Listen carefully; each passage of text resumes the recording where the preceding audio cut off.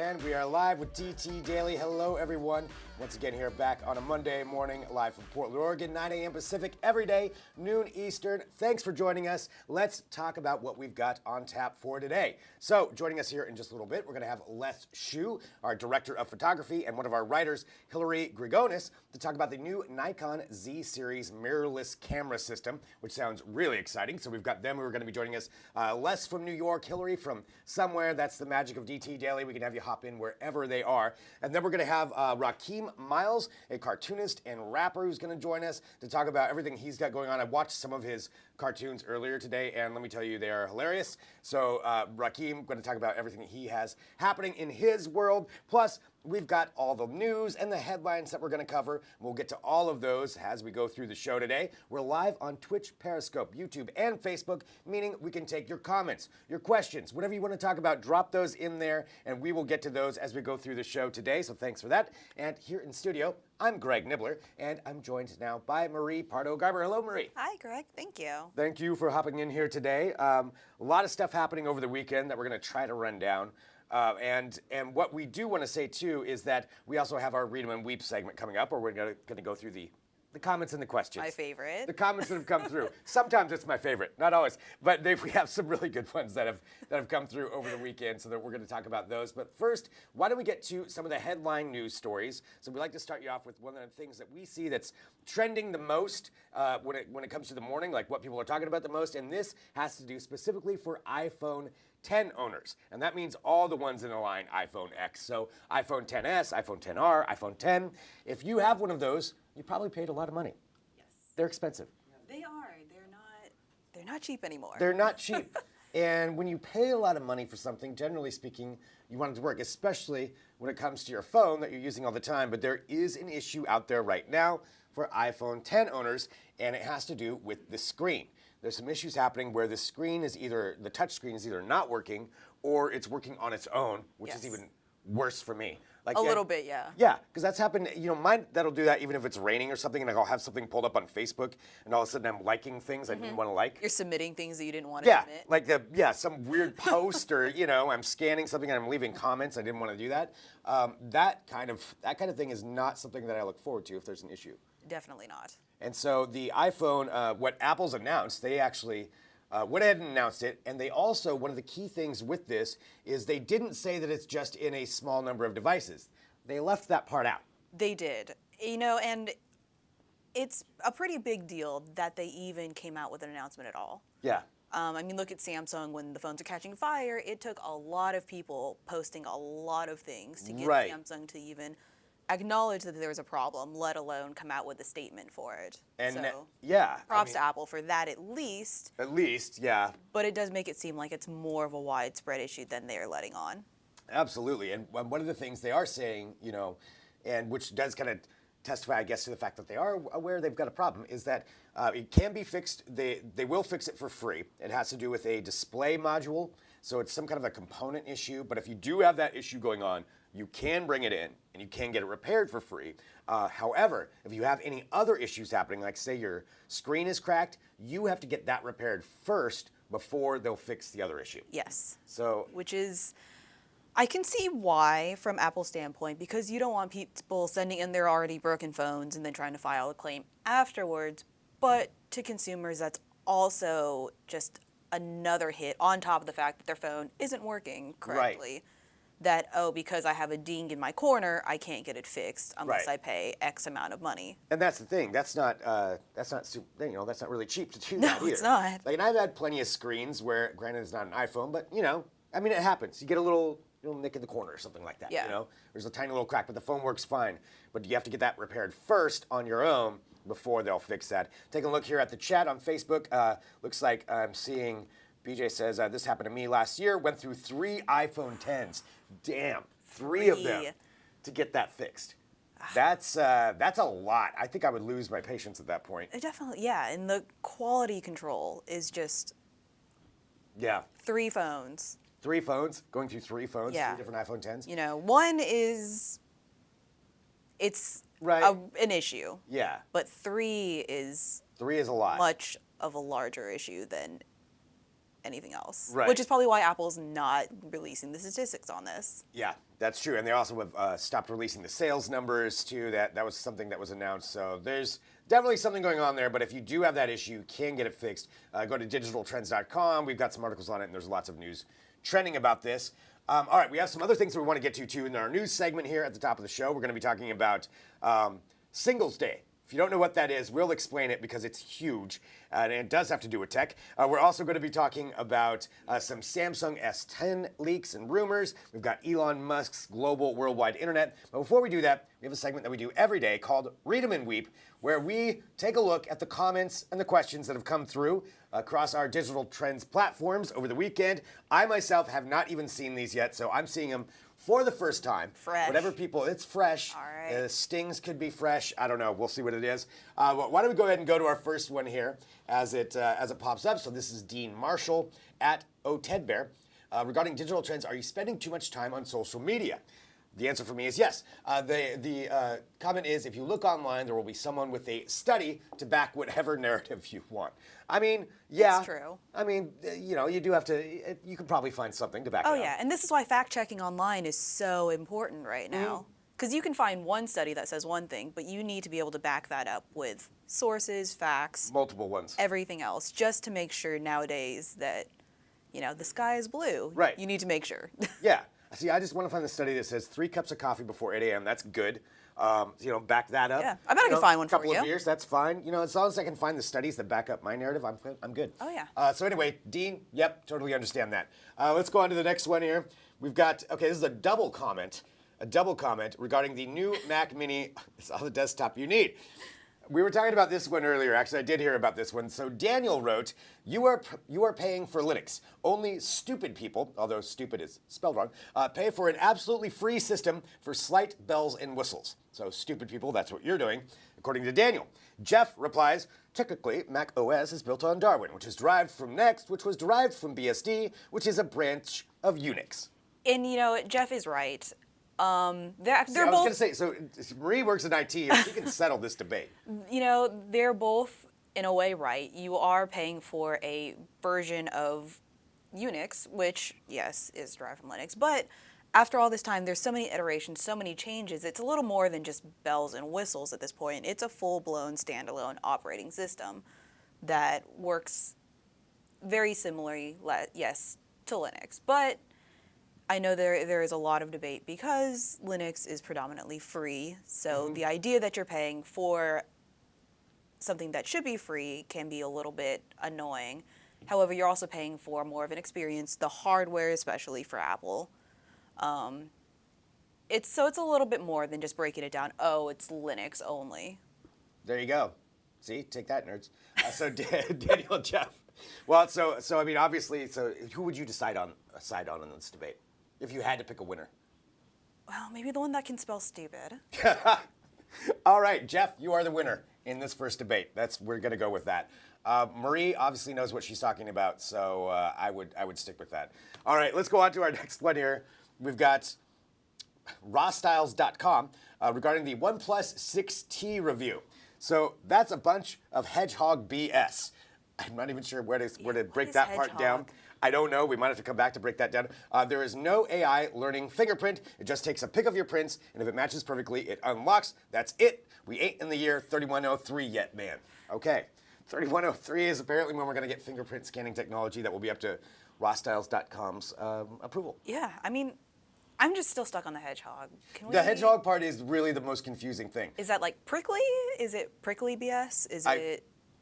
I'm not sure. I'm not really sure how. Yeah, what exactly the hedgehog I have to look this up later. does work. Yeah, maybe there's some hidden meaning we're not getting, so we'll have to. What all the kids are saying now Right. is hedgehog. It's your hedgehog BS. All right, so there we go.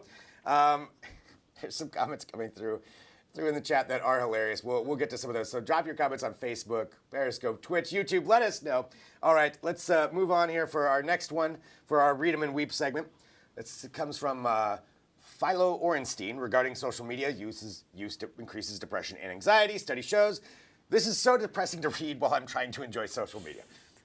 Philip, yeah, I think that's the winning comment so far today. It is. I think being aware of it's good though. You Yeah. know that the effect that it can have on you, and so, if you find yourself going down the rabbit hole or comparing yourself to certain influencers or all these people. Right. The best part of everybody's life is on social media, not the worst parts Oh yeah, necessarily. no, you're not going to post all the boring stuff. Well, unless you're one of those people who does post all the Yeah. horrible things. And that's okay too. Yeah.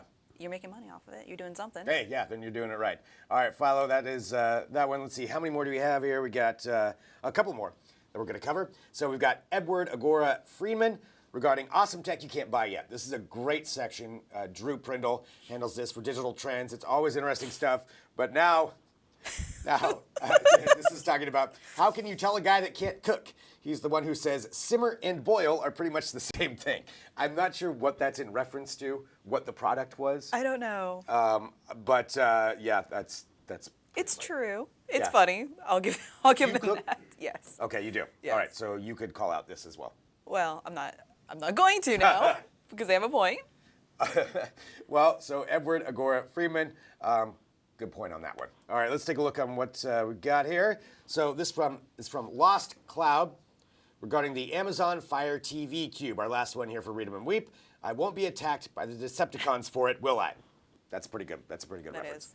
What do they call it? The cube in the The Allspark? The Allspark. Yeah. Thank you. The Allspark from the Transformers movie. It does kind of look like that, though. You're absolutely right. The Fire TV Cube totally looks like an Allspark.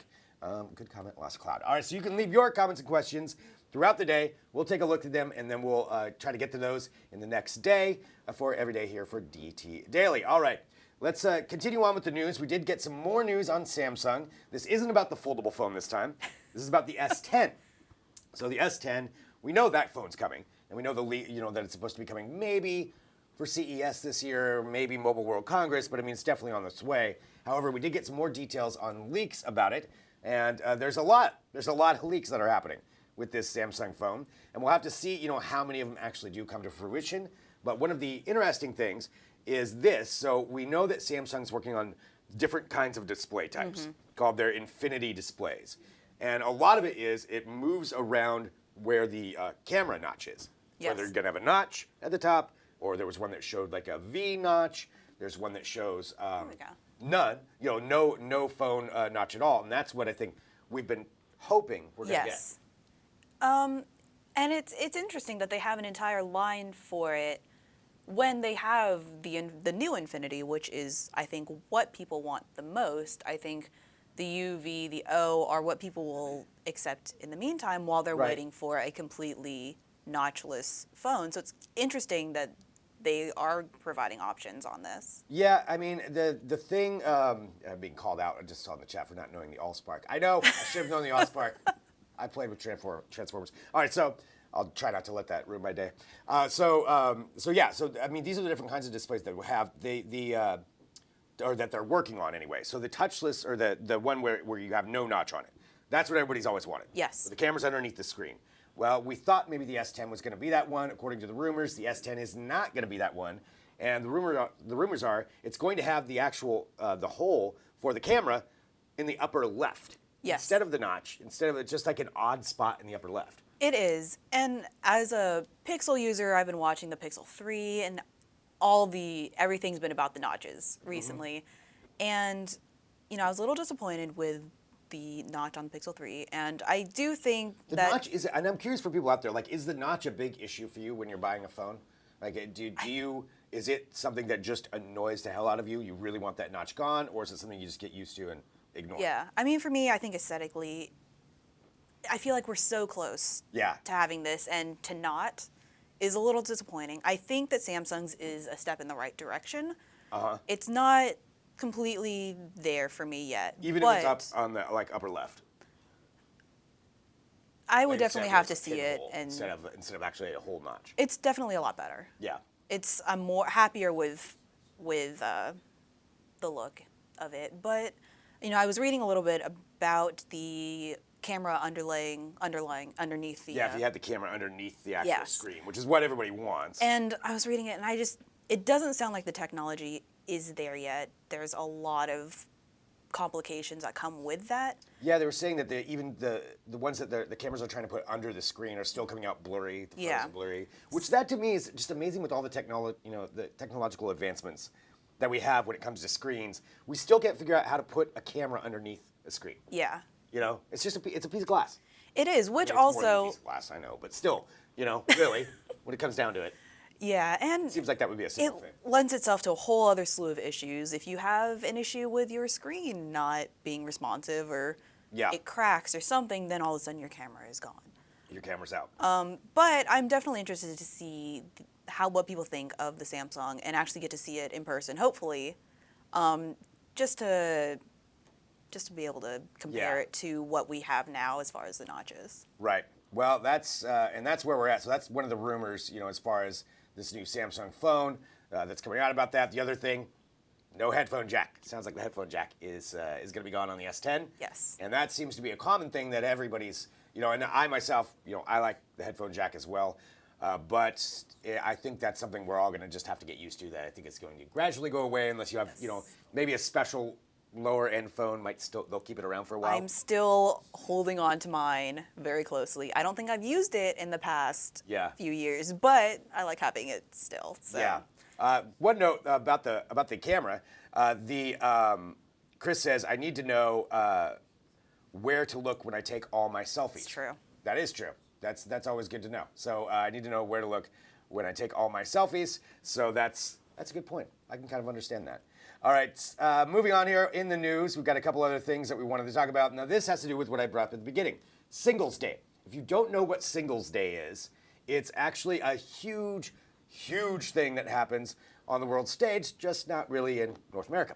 Yes. So it started in China, and it's basically turned into a giant holiday along the lines of Cyber Monday and Black Friday, only it's bigger than both of them combined. So Singles Day started off in China as actually a celebration of being single.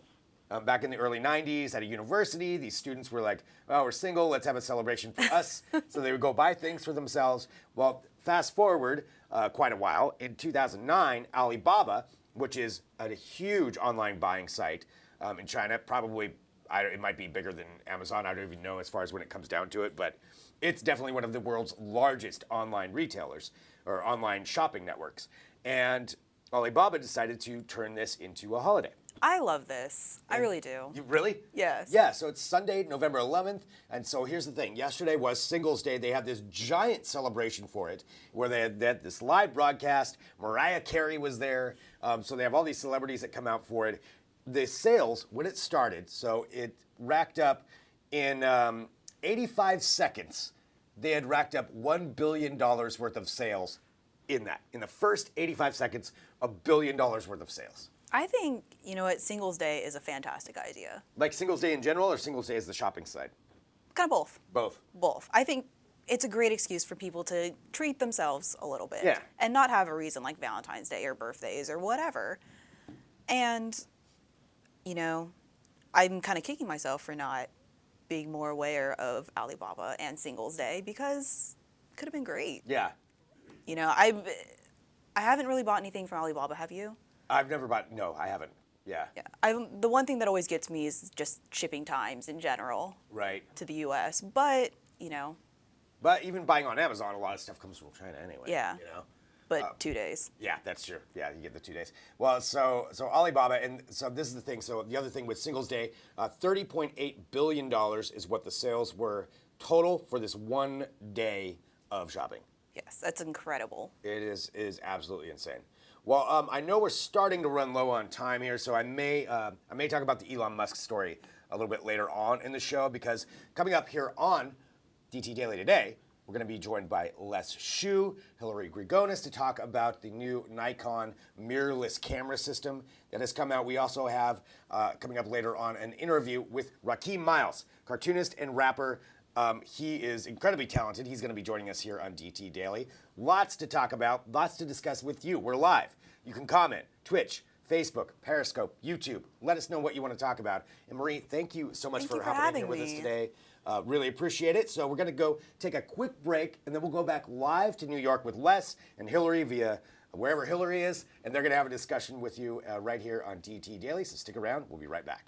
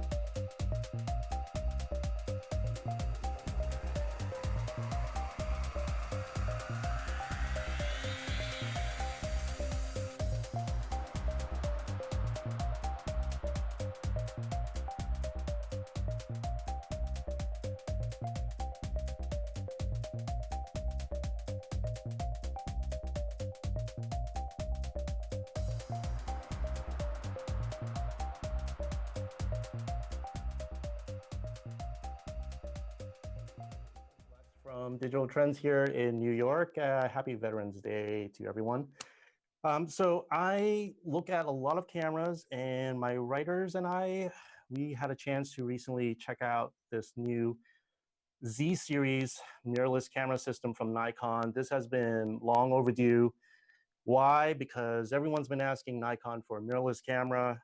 And for a long time, we weren't sure. Then they were like, yeah, we're gonna have something. And finally, boom, over the summer, they introduced the Z-series. So I'm here with Hillary Gregonis. She's one of Digital Trends photography writers, and I'm so jealous. She's had the honor of actually reviewing both the Z7 and the Z6. Those are the two first models to come out. The Z7 is already for sale, and the Z6 will come out around. Well, it's available for pre-order now, right, Hillary? And Yes. it's going to go on sale by Black Friday, which is next week. So just in time for the holidays. But I have a really, I have suspicions that this will get sold out before Black Friday. What do you think? It's possible. I know Nikon has had the D850 sold out for quite a while when they first launched, so it's a good possibility. Yeah, so these had some production issues. They basically couldn't keep up with the demand. But they did tell us, Nikon did tell Digital Trends that they're going to meet production levels for the US market at least. So if you're in the US, I think you'll be okay. But if you want one, you should pre-order now.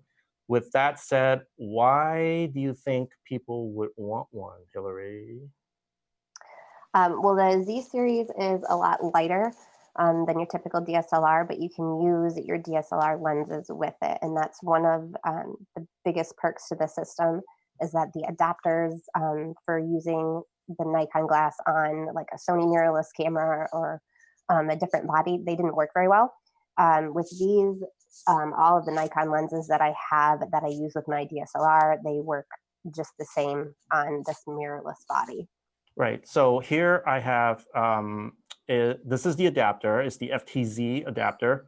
FTZ stands for, F stands for the F mount, which is what Nikon DSLRs use. And then the Z mount is the brand new mount that these Z-series cameras use.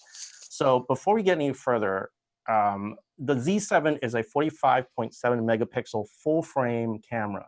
So this is Nikon's basically entry into full frame mirrorless. We don't want to say this is their first entry ever, because they technically had the Nikon 1 series, which was a more consumer, smaller sensor camera, really compact. That didn't really do very well. I think Nikon was kind of testing the waters there, dipping their toes a little bit into mirrorless, because they weren't sure about this new mirrorless format that was coming out.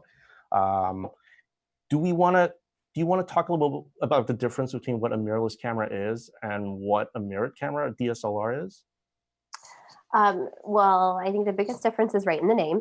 The DSLR will have a mirror that will pop up that view into your viewfinder.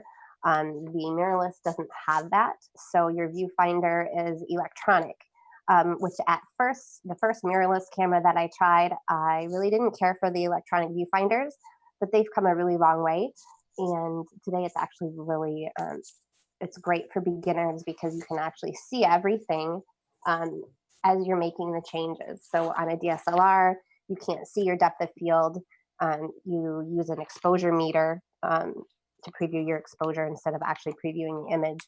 Whereas with the electronic viewfinder, what you see is what you're going to shoot. Right.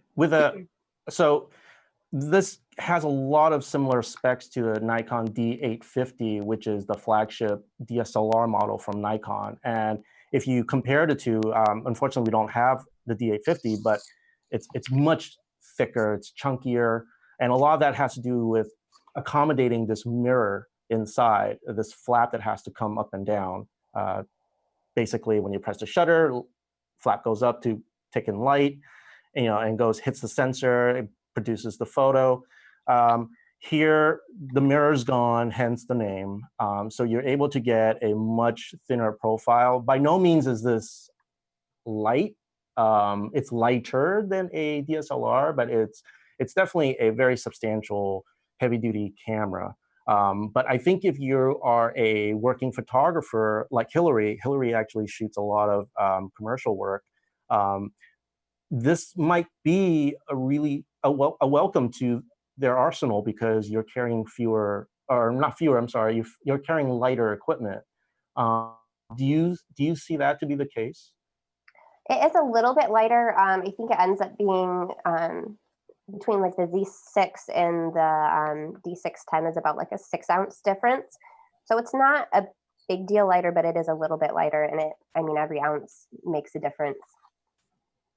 I like that you said that you've tested it with all your existing DSLR lenses with the adapter, and it works really well.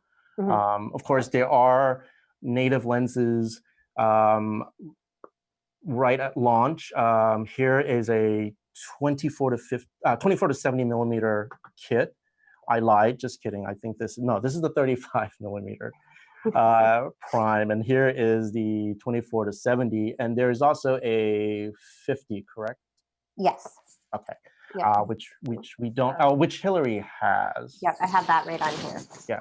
So Hillary has actually the Z6 in her hands, and the Z6 is essentially the same looking camera. It's the same size, everything. It's just the specs is different. That's a 24 megapixel.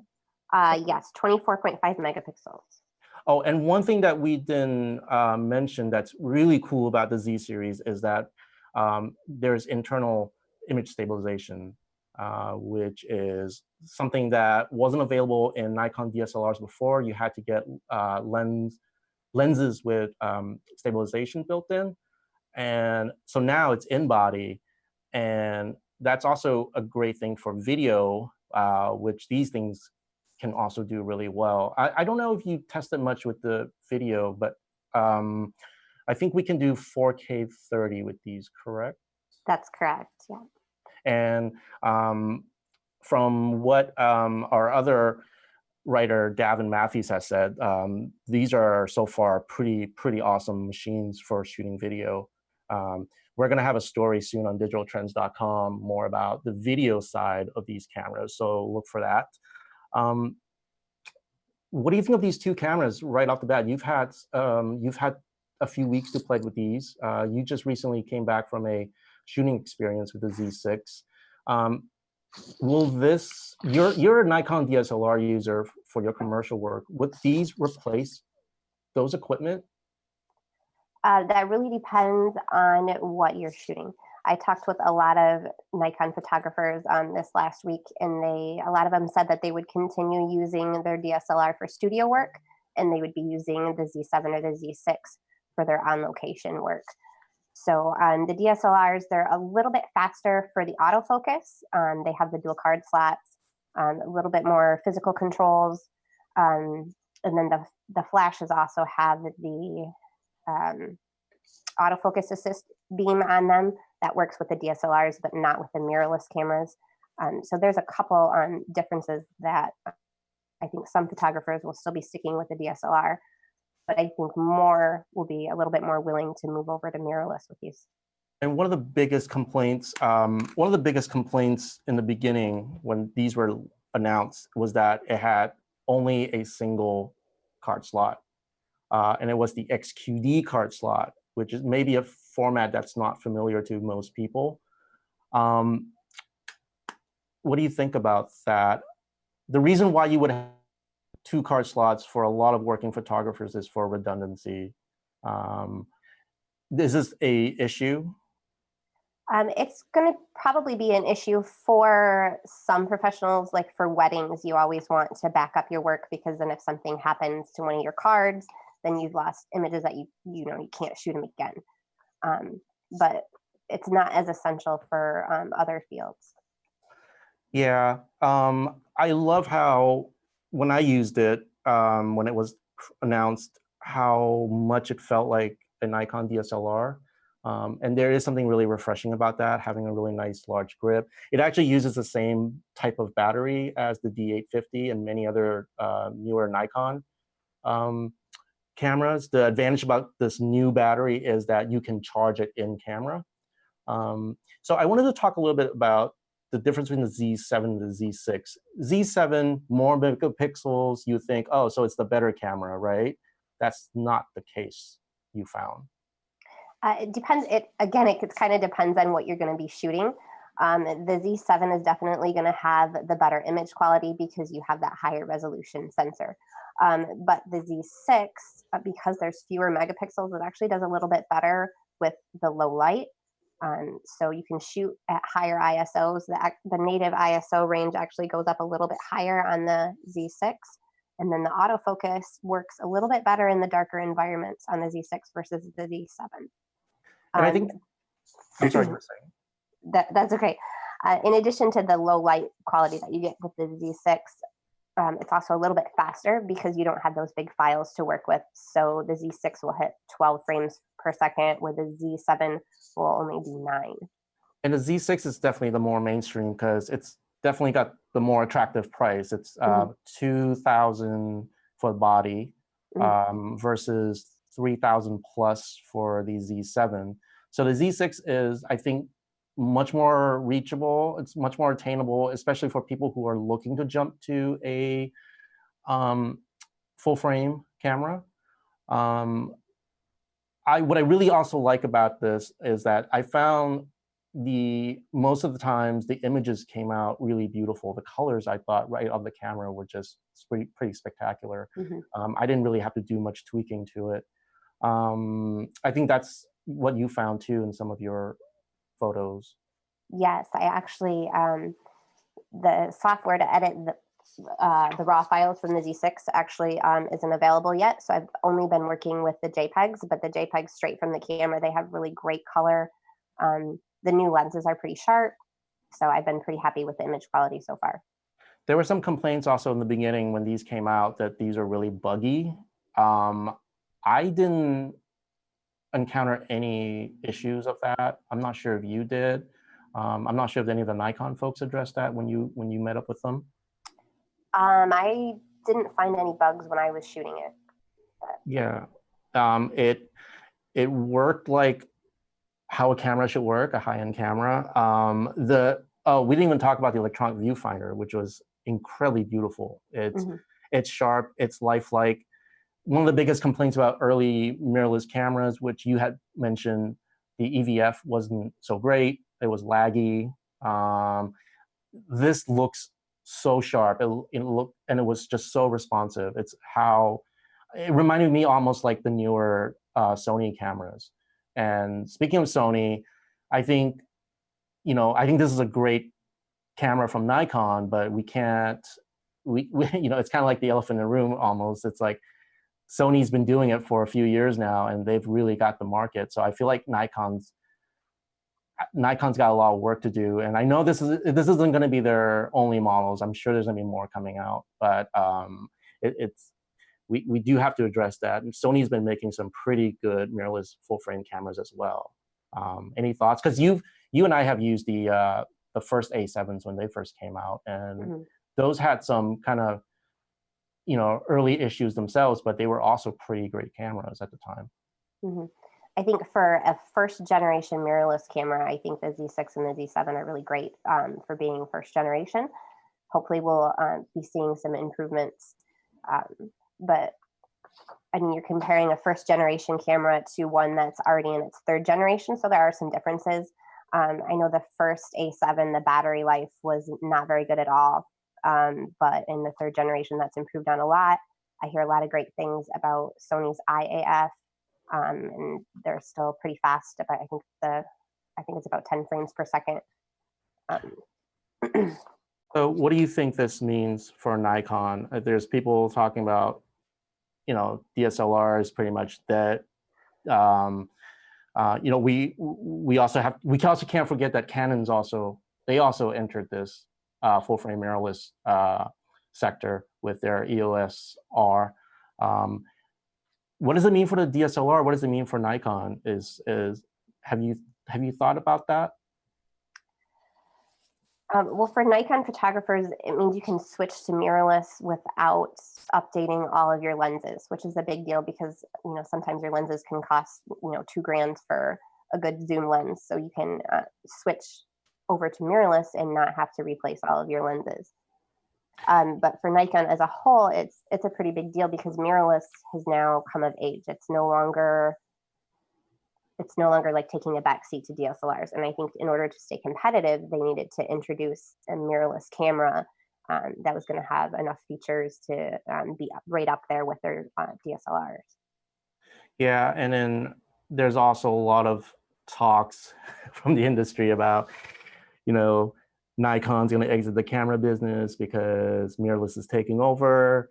I have a feeling that Nikon's not going to go anywhere anytime soon, but this is a kind of a reflection of where the industry is kind of going. It is going towards mirrorless. I think DSLRs aren't going to go away anytime soon, but I think we're going to start seeing one of these DSLRs going down while mirrorless will go up. But who knows? I mean, this industry is kind of changing. We have computational photography coming up.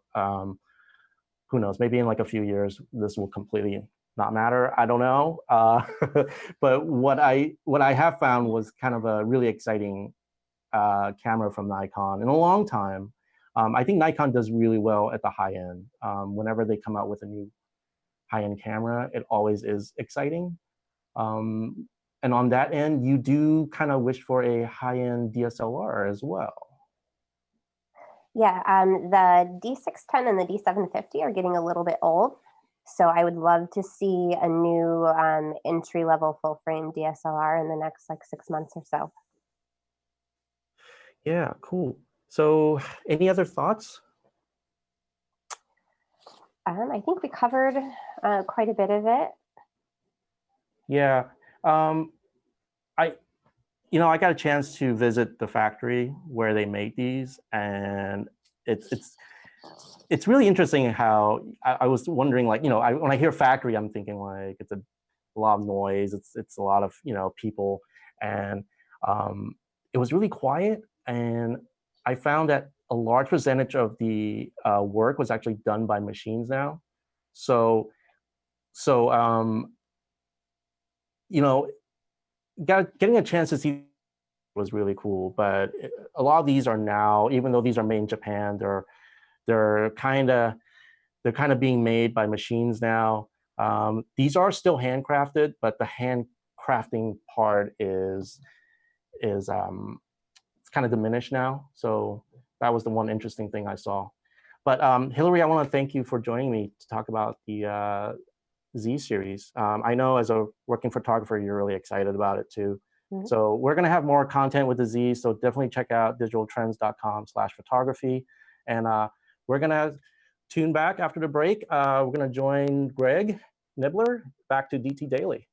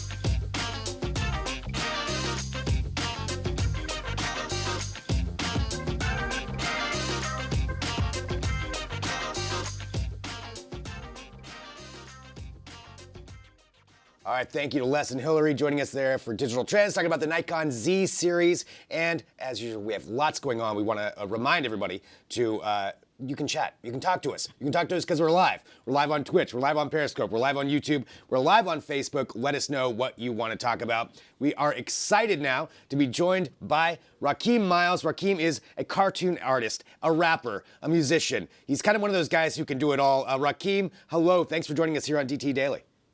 Hey man, what's up? Thanks so much for How you hopping in. Where are you at right now? I'm actually in Hollywood, California. I'm at my crib right now. Nice.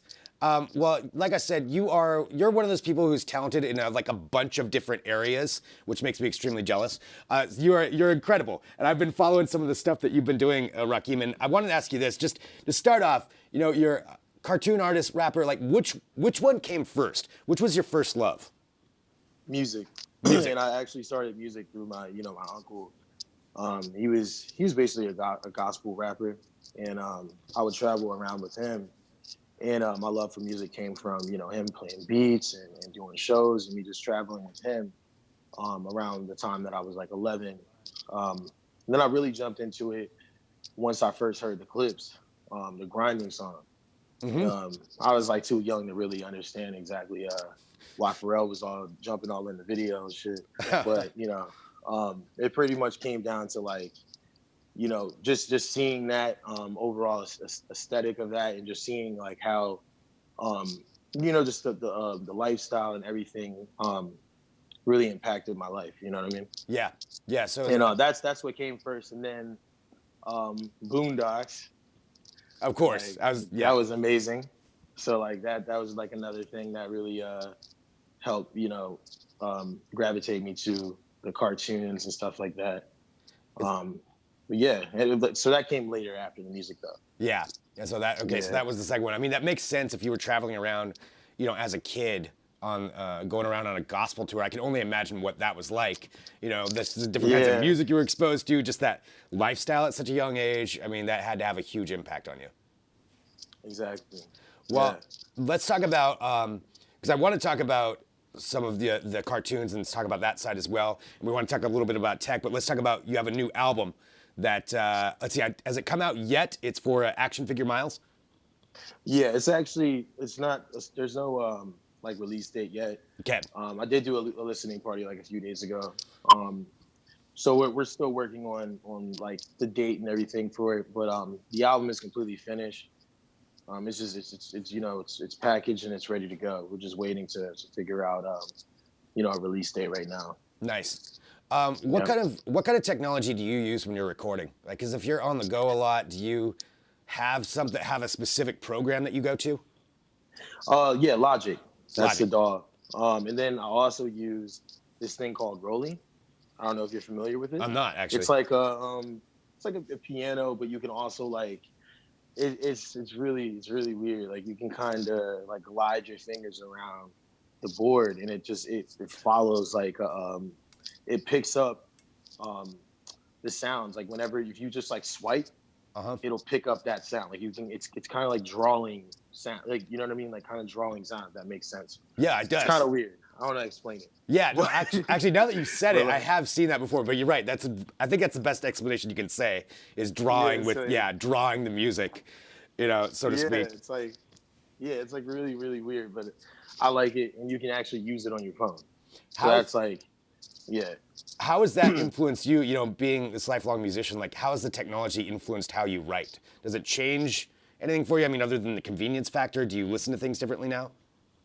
Yeah, because like a lot of these new electronics, as far as musical electronics, like they have like new sounds in them that like if you use the stock sounds within the program or within the system, you can get sounds that people normally don't use because they're always on the internet looking for just sounds on the internet that most likely everyone else is using, so no one's paying attention to the sounds that are actually in the machine, Yeah. And I feel like that's one really cool thing that this has helped me is because just hearing new sounds also like and it inspires me. I get inspiration from it, and it's better for me to write to.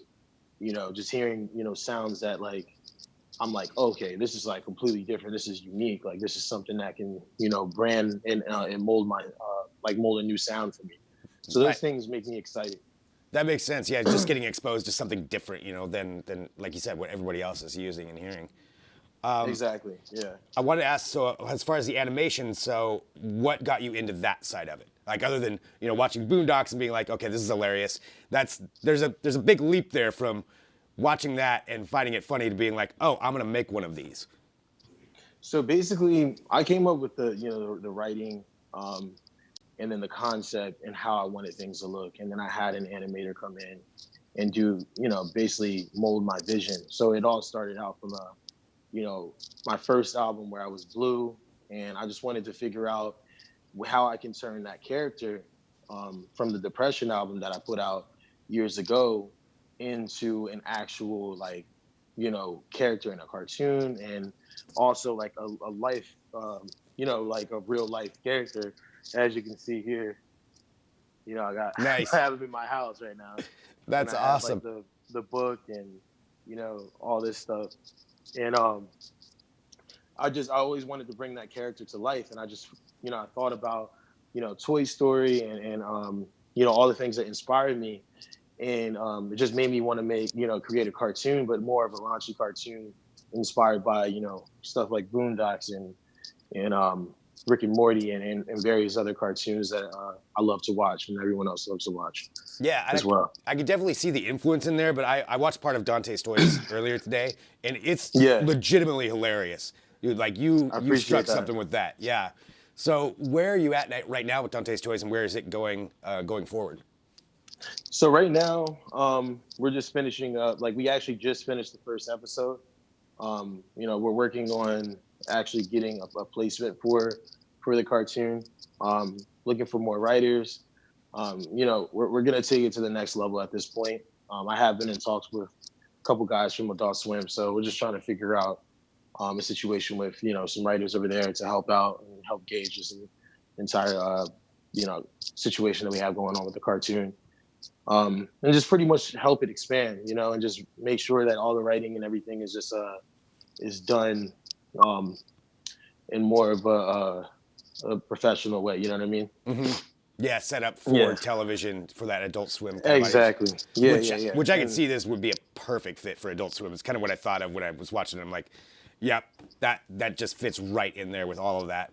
Well, I know we don't have a ton of time, but I did want to ask you a couple other questions. So obviously, you're into superheroes, I would say. Is that fair to say? Heck yeah. Yeah. So, all right. Yeah. There's so many ways we could go with this, but who's your favorite superhero of all time? If you had to pick. Let me think. That's actually a really good one. Or maybe we can narrow it down in the Marvel. We'll do Marvel Cinematic Universe. Who's been your favorite? Well, I was gonna go with Spider-Man first, but as far as let me think though. I don't know. Overall, I would say Spider-Man. Yeah. But Spider-Man's not really. Is he even Marvel? Yeah, he's Marvel. Yeah, they brought him over into the cinematic one. So yeah, so he's Marvel. Yeah. Okay. All right. Spider-Man would be it. If you could have a superpower, what would it be? Shoot, man.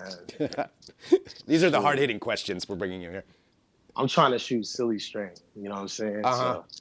So, silly string, and then I'm just trying to throw one foot off and just like smack a dude, and then throw the foot back on and keep walking. I like it. That's like, yeah. That's the superpower. All right, perfect. Yep. Well, Rakeem, how can everybody follow along with everything that you're doing? All these different talents, everything that you have working on. Like, is there one good place people can go to follow you? You can actually go to my social media. I have Instagram and I have Twitter. Twitter is Rakeem Miles, just Rakeem Miles, Miles. And then Instagram is Rakeem Miles Raps, Rakeem Miles, Miles, Raps. Nice. For Instagram. Bow. Awesome. Well, Rakeem, thank you so much, for taking some time out of your day to do this. Looking forward to the album. Looking forward to seeing Dante's Toys. Like, you're awesome. Thanks for hopping on DT Daily. All right, man. Appreciate you, bro. Thank you. Thanks. All right, wrapping up here with DT Daily today. Again, this is why we love this show. Every day we bring you different technology news. We interview different people. We have all kinds of different lineups, and we do the show daily, every weekday, 9 a.m. Pacific, noon Eastern. And just wrapping up a couple of the things that we talked about today. You know, in the headline news, if you have an Apple iPhone 10 series or X series, you may be having trouble with your screen. Apple's issued a press release on that. They will repair it, but there's some stipulations. Check that out, digitaltrends.com. We had some Samsung S10 leaks. Found out a little bit more about maybe what's going to be going on there, where the camera is going to be located in the whole notch debate. And we also talked about Singles Day. Singles Day from Alibaba being a huge economic just event that went on, $30 billion in sales that went on with that. And then of course we talked to Les and Hillary about the new Nikon Z-series mirrorless camera system. Check all that out at digitaltrends.com. And again, thank you everybody for tuning in. Send us your emails. You can send us an email, dtlive@digitaltrends.com, and follow us on all of the different social media platforms that we're on. Because if you hit subscribe, then you'll get us right when we pop on live, and that way we can read your comments, your questions, or even if you watch afterward, we'll still read the comments and questions, because as we do every day with Read 'em and Weep. So thanks everybody for tuning in today. Again, really appreciate it. Stick around tomorrow. Well, come back tomorrow. You can stick around all day on the site. Come back with us tomorrow for another edition of DT Daily. Thanks for watching.